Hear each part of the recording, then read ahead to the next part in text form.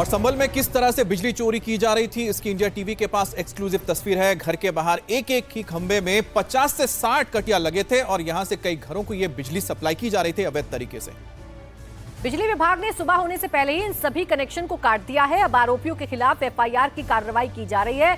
लेकिन ये तस्वीरें आप देखिए, घर है और इस घर के अंदर से ये बिजली की सप्लाई की जा रही थी। एक एक खंबे पर 50-60 तार डाले गए थे और बिजली की चोरी खुलेआम की जा रही थी। आपको जानकारी देते हैं कि संभल में जबरदस्त एक्शन देखने को मिल रहा है। अवैध अतिक्रमण पर बुलडोजर चल रहा है, तो दूसरी तरफ ये जो बिजली चोर हैं, इन पर भी नकेल कसने के लिए प्रशासन पूरी तरीके से इस वक्त एक्टिव नजर आ रहा है। इसलिए सुबह सुबह ये छापेमार कार्रवाई की गई, जिसमें पूरा खेल बिजली चोरी का सबके सामने आ गया और प्रशासन भी हैरान रह गया, क्योंकि एक घर जिसे सब स्टेशन के तौर पर इस्तेमाल किया जा रहा था, जहां बैटरी रिक्शा को चार्ज किया जा रहा था, जहां एक ही खंबे से 50-60 तार जोड़ दिए गए थे, कटिया डाल दी गई थी। अब उस घर के अंदर जांच पड़ताल की जा रही है। ये घर किसका है, कौन इसके पीछे है, सब कुछ पता लगाने की कोशिश की जा रही है। और हमारे साथ संवाददाता अभय पराशर जुड़ गए हैं। अभय, फिलहाल कितने ऐसे लोग मिले हैं जो चोरी कर रहे थे, गैर कानूनी तरीके से, अवैध तरीके से बिजली का इस्तेमाल भी कर रहे थे और औरों को दे भी रहे थे? देखिए, बिल्कुल ऐसे 4 से 5 ठिकानों पर संभल के अलग अलग जगहों पर यह छापेमारी की गई और इसमें सबसे बड़ा जो पूरा चोरी का मामला सामने आया वो संभल के अंदर आसिफ का घर था। आसिफ का घर 4 मंजिला मकान था और इस मकान के अंदर पहले भी बिजली चोरी का मामला आया था। तब इसका बिजली विभाग जो है वो इसके बिजली के मीटर को उतार कर ले गए थे, इस पे मुकदमा दर्ज हुआ था। लेकिन ये वहीं नहीं रुका। आसिफ के 6 लड़के हैं जिनका दूध की डेयरी और अलग अलग तरह का काम है, कारोबार है। ई रिक्शा की अवैध चार्जिंग स्टेशन इन्होंने अपने घर में बनाया हुआ था और घर के बाहर के बिजली के खंभे से इन्होंने बाकायदा 50 घरों को ये चोरी की बिजली सप्लाई कर रहे थे और ये 50 घर आसिफ के ही रिश्तेदार हैं। बाकायदा चोरी की जाती थी, कटिया डाल के अंदर मोटे वायर बिछाए हुए थे और अंदर एक तरीके से एक फर्जी बिजली घर बनाया हुआ था और वहां से ये तार निकलते थे दूसरे इलाकों में, दूसरे घरों में। 50 घरों के अंदर ये चोरी की बिजली सप्लाई की जा रही थी। इसके अंदर लाखों का नुकसान जो है वो बिजली विभाग का हुआ। बिजली विभाग को ये जानकारी मिल रही थी कि इस एरिया के अंदर बिजली की काफी ज्यादा चोरी की जा रही है, क्योंकि सुबह सुबह ही रेड डालकर ऐसे लोगों को रंगे हाथों पकड़ा जा सकता है। इसी वजह से संभल के पहले भी संभल में बिजली चोरी की की जो घटनाएं हैं वो सामने आई हैं, उस पर कार्रवाई की गई है और अब तो ये बड़ा मामला है जो सामने आया है। इसके पीछे कौन लोग हैं ये भी पता लगाने की कोशिश की जा रही है। शुक्रिया आपका अभय तमाम जानकारी के लिए। और अभी में इस वक्त एक और खबर आपको बताते हैं आपके अपने शहर उज्जैन से, जहां बुलडोजर एक्शन देखने को मिला है। उज्जैन महाकाल मंदिर मार्ग पर बुलडोजर एक्शन हो रहा है। एक होटल के अवैध हिस्से पर पीले पंजे का प्रहार जारी है। नेहा होटल की मालकिन नूर जहां हैं, जिन्हें उज्जैन नगर निगम ने अवैध निर्माण रोकने को कहा था। और नूर जहां और उनके पति गुलाम मोहम्मद ने कोर्ट में नोटिस को चुनौती दी थी, मगर स्टे नहीं मिला। उसके बावजूद दोनों होटल का अवैध निर्माण करवाते रहे। आज नगर निगम की टीम बुलडोजर लेकर पहुंची और भारी पुलिस फोर्स का डिप्लॉयमेंट हुआ और नया होटल पर पीले पंजे से प्रहार शुरू कर दिया गया। यह होटल महाकाल मंदिर के मार्ग पर मौजूद है। ये तस्वीरें आप देख रहे हैं कि किस तरह से अवैध निर्माण किया जा रहा था उज्जैन में महाकाल रोड पर इस बड़े होटल का, और इसे अब गिराया जा रहा है पीले पंजे के जरिए।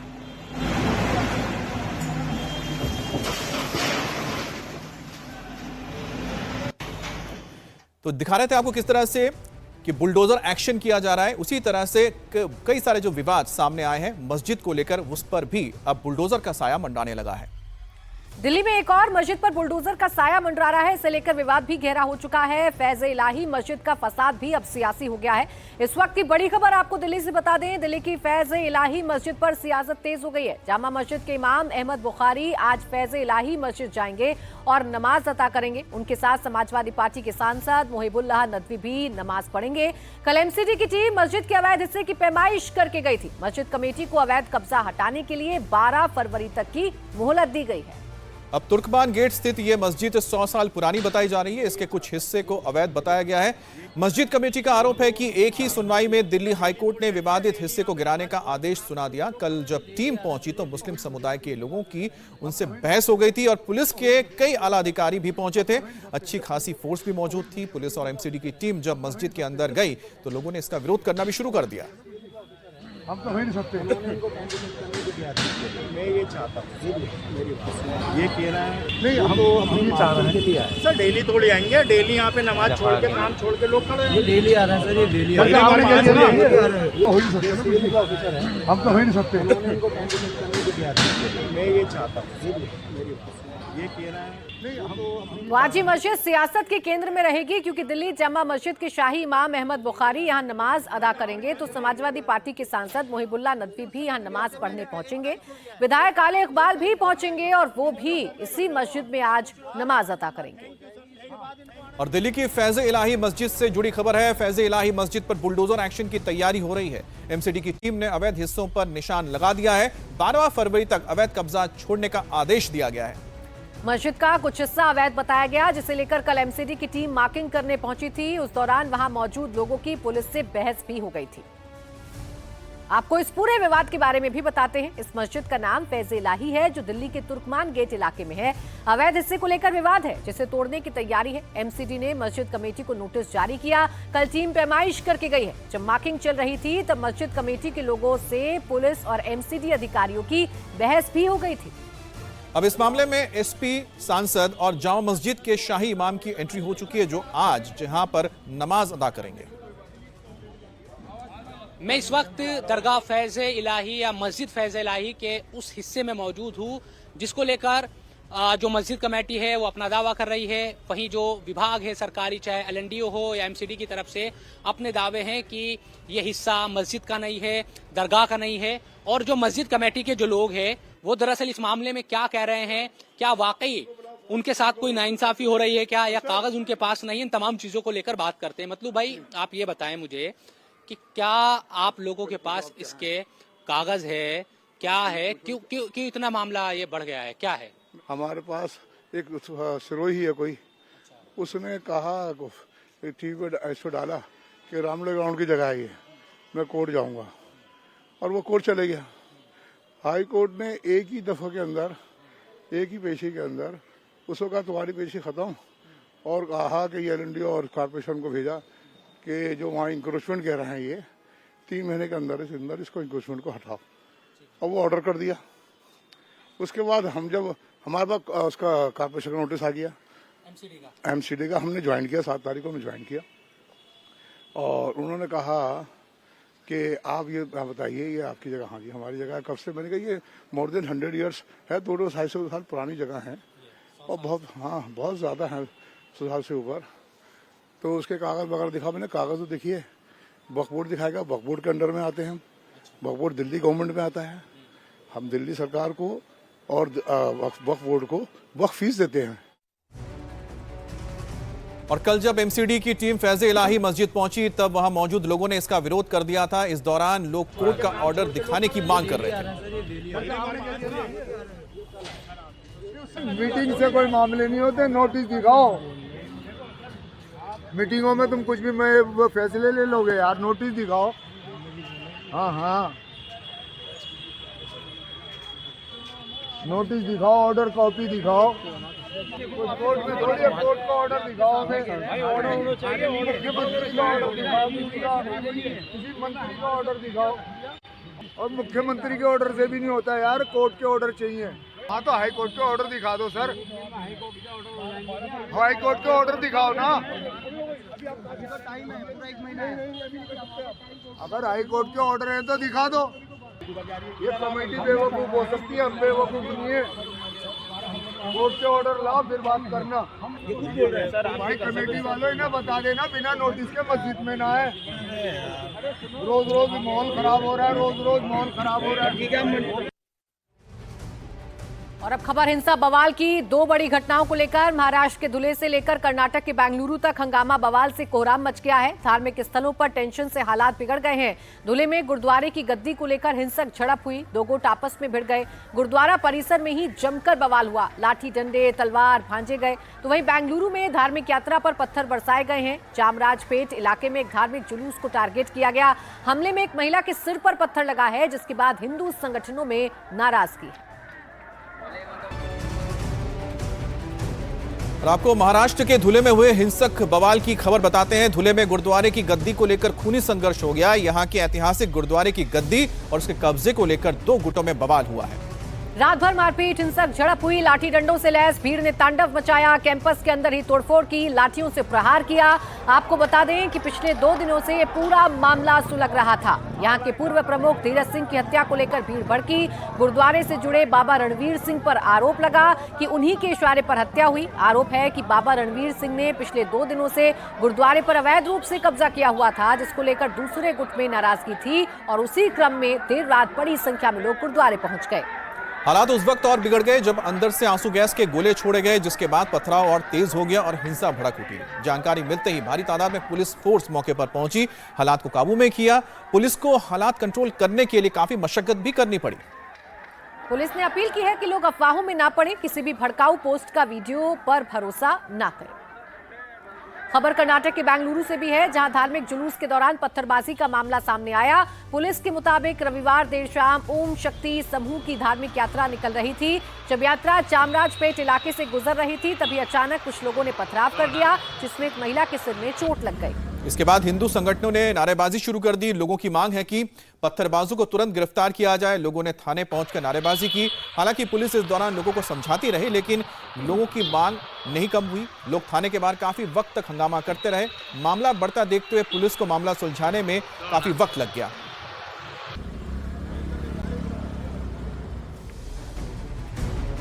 और बड़ी खबर पंजाब के अमृतसर से आ रही है, जहां सरेआम आम आदमी पार्टी के नेता जरमल सिंह की गोली मारकर हत्या कर दी गई।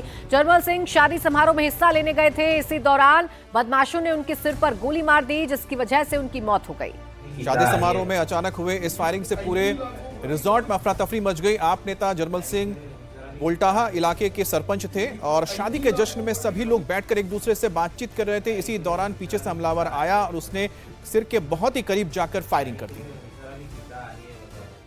तो पंजाब की तस्वीरें देख रहे हैं, जहां पर जरमल सिंह नाम के एक सरपंच को, आम आदमी पार्टी के नेता को अमृतसर में उस वक्त गोली मार दी गई जब वो एक शादी समारोह में मौजूद थे। वो बातचीत कर रहे थे अपने लोगों के साथ। देखिए, पीछे से एक शख्स आया और बहुत ही करीब से इसने फायर किया और मौके से फरार हो गया, जिसके बाद पूरे रिजॉर्ट में अफरा तफरी मची।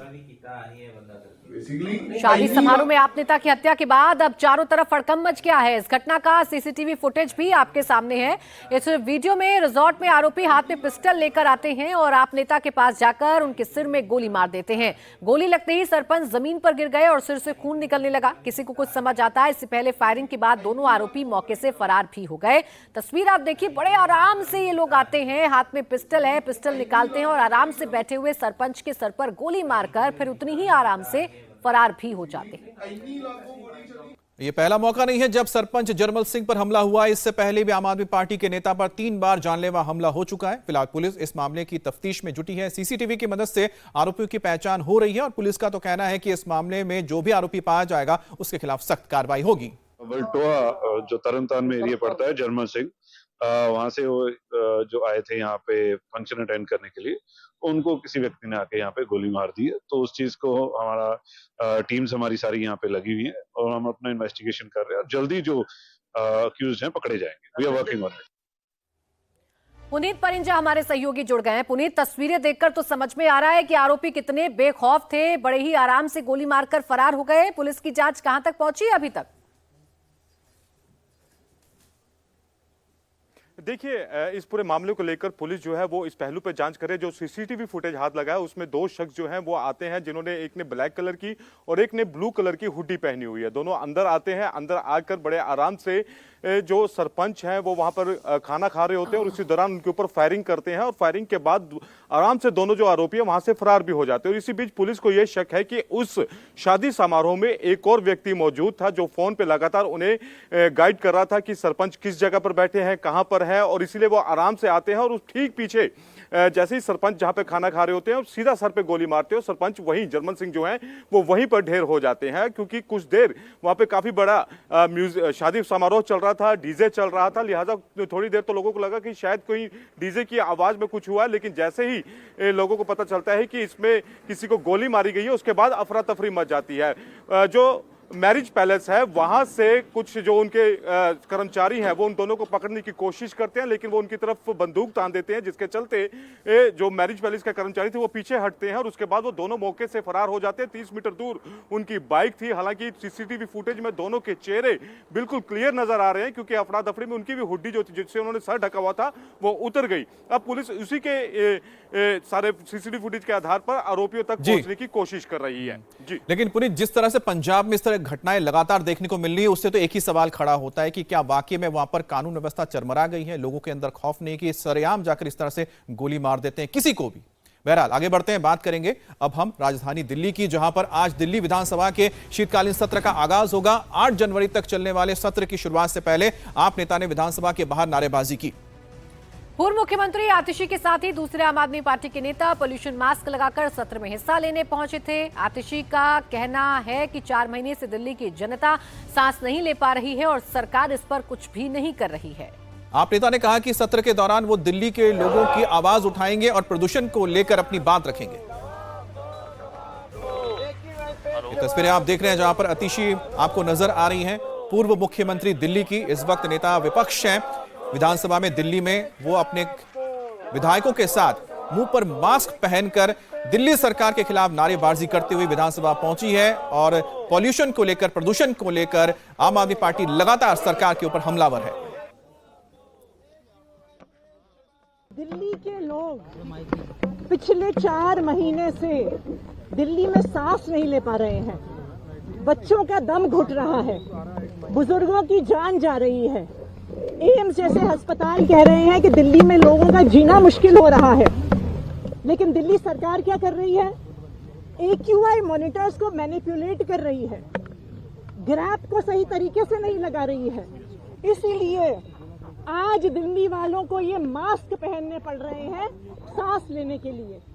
तो आज दिल्ली की जनता की आवाज बनकर भारतीय जनता पार्टी को एक्सपोज करने के लिए आम आदमी पार्टी के सभी विधायक दिल्ली वालों की व्यथा सामने रखने के लिए ये मास्क पहनकर आए।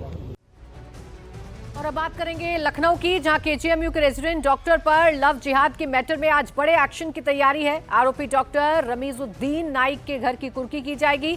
लखनऊ पुलिस उत्तराखंड के खटीमा और उसके पीलीभीत में मौजूद घरों की कुर्की करेगी। आरोपी डॉक्टर अभी भी फरार है। पुलिस की 5 टीमें उसके पीछे लगी हुई हैं। अब यूपी से लेकर उत्तराखंड तक छापेमारी भी हो रही है। रमीजुद्दीन पर 25,000 का इनाम भी घोषित किया गया है और अब उसके घरों को कुर्क करने की कार्रवाई हो रही है। केजीएमयू के अपने साथी हिंदू लेडी डॉक्टर को रमीजुद्दीन टॉर्चर करता था। पहले लड़की को प्रेम जाल में फंसाया, उसके बाद शादी के लिए धर्मांतरण का दबाव डालने लगा, इस्लाम कबूलने के लिए डराने धमकाने लगा। जब लड़की ने मना कर दिया तो अलग अलग तरीके से उस पर परेशानी करने का भी काम शुरू किया, जिसके बाद हिंदू लड़की ने सुसाइड की कोशिश की। इधर केजीएमयू प्रशासन ने भी छानबीन तेज कर दी है। कट्टरपंथी गतिविधियों के आरोपों को लेकर पूर्व डीजी भावेश कुमार को जांच कमेटी में शामिल किया गया है, जिन्होंने पैथोलॉजी के सभी डॉक्टर्स को एक एक कर बंद कमरे में बुलाकर सवाल जवाब किए। पीड़ित महिला डॉक्टर ने अपने साथी डॉक्टर रमीजुद्दीन नाइक उर्फ रमीज मलिक पर यौन शोषण, धर्मांतरण करने का दबाव बनाने का आरोप लगाया है। सीएम योगी ने भी पीड़ित लड़की से मुलाकात की थी और दोषी को सजा दिलाने का भरोसा भी दिया था। तो ये लखनऊ के केजीएमयू से खबर सामने आई थी, जहां एक रेजिडेंट डॉक्टर ने आरोप लगाया था कि कैसे एक डॉक्टर उसके साथ यौन शोषण करता है। धर्म बदलकर पहले प्यार का नाटक किया और उसके बाद अपने मुस्लिम धर्म में कन्वर्ट होने का दबाव लड़की पर बनाया गया और जब लड़की ने मना कर दिया तो उसके साथ टॉर्चर भी किया गया। और सियासी हलचल की सबसे बड़ी खबर इस वक्त दिल्ली से आ रही है। उत्तर प्रदेश के मुख्यमंत्री योगी आदित्यनाथ दिल्ली दौरे पर हैं। योगी आदित्यनाथ की आज प्रधानमंत्री नरेंद्र मोदी, गृह मंत्री अमित शाह और बीजेपी के कार्यकारी अध्यक्ष नितिन नवीन के साथ मुलाकात होनी है। जानकारी के मुताबिक सीएम योगी पहले कार्यकारी अध्यक्ष नितिन नवीन से मिलेंगे, उसके बाद शाम में मोदी शाह से मुलाकात होगी। शाम 3:30 बजे पार्टी अध्यक्ष जेपी नड्डा से भी योगी मिलने पहुंचेंगे। योगी के दिल्ली दौरे को लेकर लखनऊ से दिल्ली तक सियासी हलचल बढ़ गई है। माना जा रहा है कि इस मुलाकात के दौरान 27 के रोड मैप के साथ साथ यूपी में कैबिनेट विस्तार पर भी चर्चा होनी। गाजियाबाद में एक महिला ने दरोगा के सामने जमकर हंगामा किया। आरोप है कि महिला ने अपनी कार एक घर के सामने खड़ी कर दी थी। इस पर मकान मालिक ने कार हटाने को कहा। ये सुनते ही महिला और उसके साथ मौजूद दोनों दारोगा भड़क गए और गालियां देने लगे। वीडियो में महिला चिल्लाते हुए कहती नजर आ रही है, मैं जाट की बेटी हूँ, पूरा गाजियाबाद मेरा है, खड़े खड़े 50 थार खरीदूंगी, बुला किसको बुलाता है। वीडियो में वर्दी में मौजूद एक दरोगा महिला को पकड़कर गाड़ी में बैठने के लिए कहता दिखाई देता है, लेकिन महिला लगातार हंगामा करती रहती है। तूने जाट की बात करी ना, मैं जाट हूँ। अरे मैम, मैं जाट हूँ। आप सर से पूछो ना, मैं तो हम बात करते अरे तो मैं आदमी मान ले मुझे, अभिषेक यार, मान ले। नहीं बात तो आदमी मान मुझे, तो हम भी आदमी से बात नहीं करते। आउट। जबरदस्ती तुम ही कर रही हो। अरे कैसे कैसे रोक कैसे सकता है ये? ऐसे रोकेंगे? रोका किसी को भी नहीं हमने, तो मैं तो ऐसे रोकेंगे? हमारे घर यहाँ तक सीमित हो तुम। अरे सुन, तेरा यहाँ तक है अधिकार, तेरे बाप का अधिकार नहीं है रोड पे। बाप की बात मत करो, और बाप की तू भी मत करना। तो मैंने तो किसी हम कब कर रहे हैं बाप की बात? तुम अपने आप कर रही हो। मैंने तो कुछ कहा ही ये नहीं। रोड किसकी है? सर से आप पूछो। ये रोड, अरे नगर पालिका की है। बहुत देर से सुन रही हूँ। सड़क तो नगर पालिका की है। नहीं कहा। अच्छा, तुमने कहा ऐसा चौक बुला के उसको बुला लो। बुला लो, हम कब कर रहे हैं? बुला लो। मैं क्यों बुलाऊं? अब खबर बिहार के भागलपुर से आ रही है, जहां पर एक बार फिर से रफ्तार का कहर देखने को मिला है। तेज रफ्तार कार ने साइकिल से जा रहे एक युवक को टक्कर मार दी। टक्कर इतनी तेज थी कि युवक कई फीट तक जा गिरा। हादसे में युवक गंभीर रूप से घायल है। हादसे का सीसीटीवी फुटेज भी सामने आ गया है, जिसमें आप देख सकते हैं कि युवक अपनी साइड में था, तभी सामने से आ रही तेज रफ्तार कार ई रिक्शा को बचाने के चक्कर में साइकिल से जा रहे युवक को टक्कर मार देती है। युवक उछलकर कई फुट दूर जा गिरता है। हादसे में युवक को गंभीर चोटें आई हैं, तो वहीं कार सवार का एयरबैग खुलने से उसकी भी जान बच गई है। फिलहाल पुलिस कार ड्राइवर पर आगे की कार्रवाई कर रही है।